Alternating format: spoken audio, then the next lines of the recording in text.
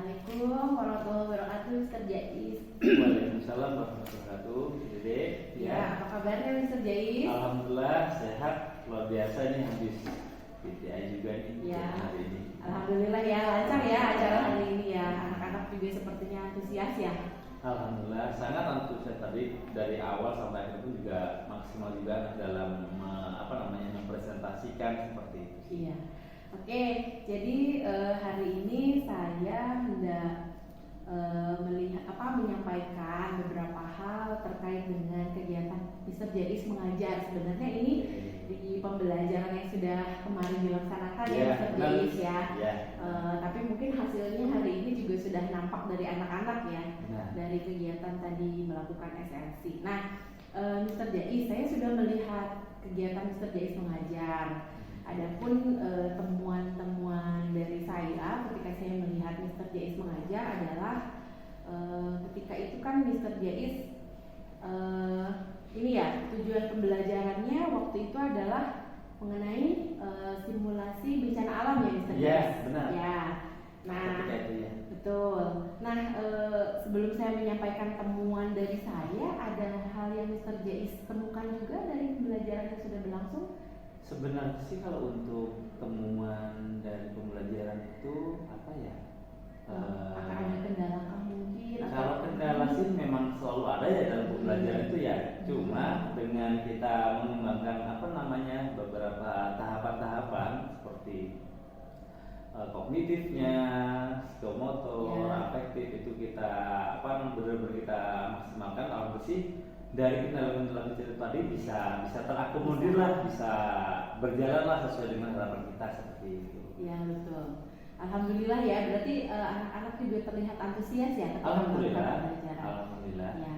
Saya lihat ketika Mr. Jais melakukan pembelajaran kan di situ ada 4 strategi yang saya amati waktu itu.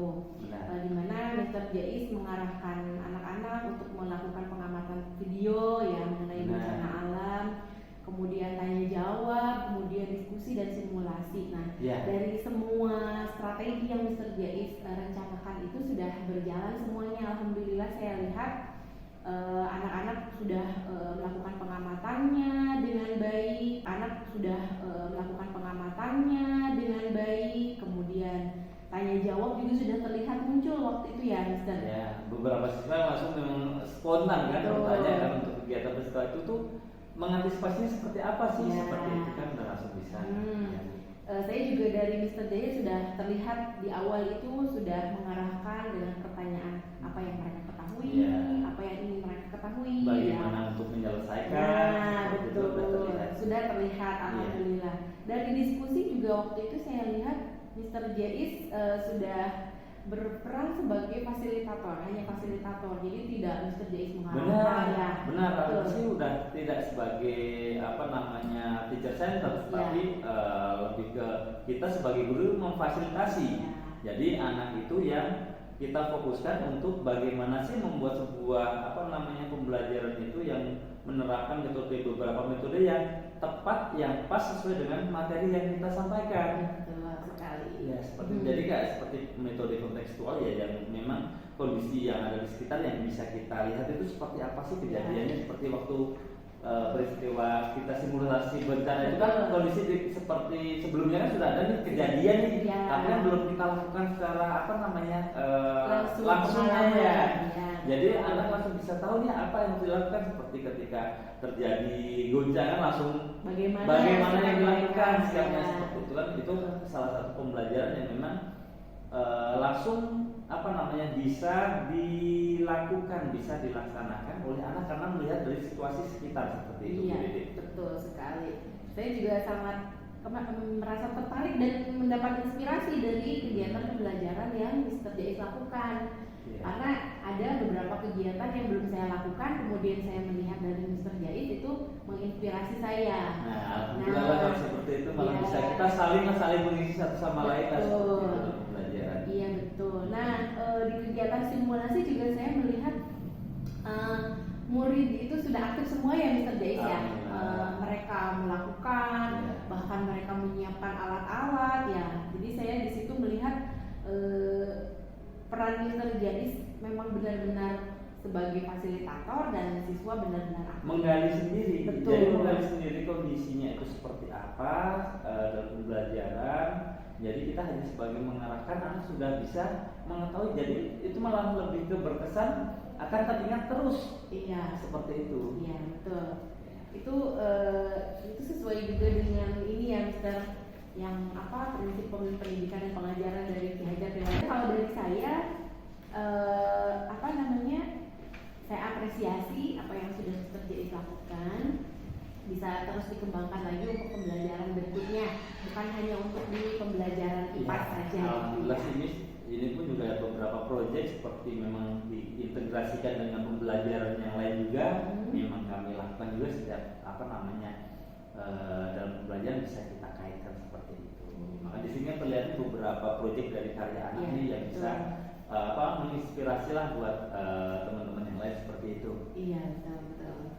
Nah, ketika ada kendala dalam pembelajaran ya Mr. Jais, Mr. Jais biasanya mengatasi kendalanya seperti apa? Misalnya mungkin dalam pembelajaran itu kan ketika kita di kelas kan pembelajarannya diferensiasi ya Mr. ya. Di kelas itu kan anak berbagai macam karakter, ada yang audio visual, ada yang visual saja. Nah, mungkin ketika mengalami kendala seperti itu, ada apa yang Mr. Jais lakukan? Kalau untuk mengalami kendala itu memang banyak sebagai tantangan guru ya, sebagai kita pendidik itu tidak bisa lah kita tuh menyamakan satu persepsi anak itu sama, nggak bisa. Anak itu berdiferensiasi ya, karena memang anak itu memiliki bakat kemampuan yang berbeda-beda. Mungkin dia pandai di matematika, tapi dia kurang di sisi lainnya, ataupun nanti dia kurang di tapi bakat di yang lain. Itu memang sesuatu yang unik malah. Itu malah sebagai tantangan bagi kami ya sebagai pendidik. Gimana caranya dalam pembelajaran anak itu bisa saling bersinergi, bisa dengan keberagaman itu bisa dikemas dengan suatu hal yang pas, biar anak-anak yang berbeda itu bisa satu pemahaman memahami apa yang kita sampaikan seperti itu. Berarti kendala yang ada itu justru dijadikan oleh Mr. Jais sebagai kekuatan ya? Sebagai kekuatan motivasi.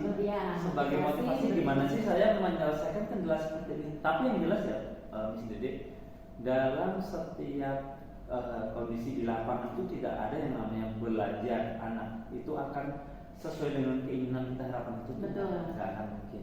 Ada saja satu dua siswa itu yang mungkin tidak sesuai dengan kelas plusnya seperti apa, ada seperti itu. Tapi itu tadi dengan pendekatan personal, dengan pendekatan intern ke anak, terus istilahnya dengan dibuatnya pembelajaran yang menarik, itu yang akan menjadikan daya tarik siswa untuk take off recordnya lagi sesuai dengan objek materi yang kita sampaikan seperti itu. Malah jadi lebih unik ya Mr. Jais ya. Suatu tantangan sendiri kalau memang semuanya itu sama malah jadi tidak menarik juga. Iya betul sekali, betul. Nah, saya melihat Mr. Jais di pembelajaran kemarin sudah mengemas dengan menarik gitu. Nah, untuk di pembelajaran yang berikutnya rencananya akan bagaimana nih Mr. Jais? Kalau kemarin kan IPAS IPAS tentang bencana alam. Nah, untuk di berikutnya kira-kira strategi seperti apa lagi yang baik. Tergantung saya melihat dari materinya dulu. Kalau memang materinya itu bisa kita integrasikan dengan pembelajaran lain yang bisa kita akomodir, itu nanti akan kita pakai buat gimana mencari metode ataupun mencari media yang tepat yang sesuai dengan pembelajaran tersebut biar kita lebih bisa memaksimalkan dalam pembelajarannya. Jadi lebih ke metode sama media itu sangat penting sekali untuk materi kita sesuai. Betul sekali. Nah,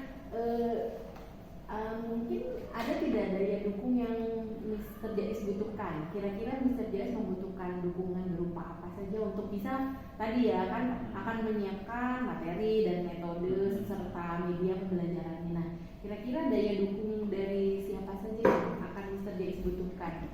Kalau pembelajaran seperti ini kan kita sebagai pendidikan jam kita untuk memberikan pembelajaran hanya sejauh kita sampai di sekolah ya. Kalau sekolah kita kan anak kan pulang jam 3 nih. Betul. Selebihnya itu kan istilahnya udah menjadi kebijakan orang tua untuk menghandle anak tersebut. Jadi memang salah satu dari keterikatan tersebut itu adanya hubungan dengan orang tua, komunikasi yang baik dengan orang tua itu yang saling bersinergi antara kami sebagai pendidik terus siswa sama orang tua saling berkesinambungan. Jadi tidak bisa kami itu kerja sendiri tanpa adanya dukungan dari orang tua.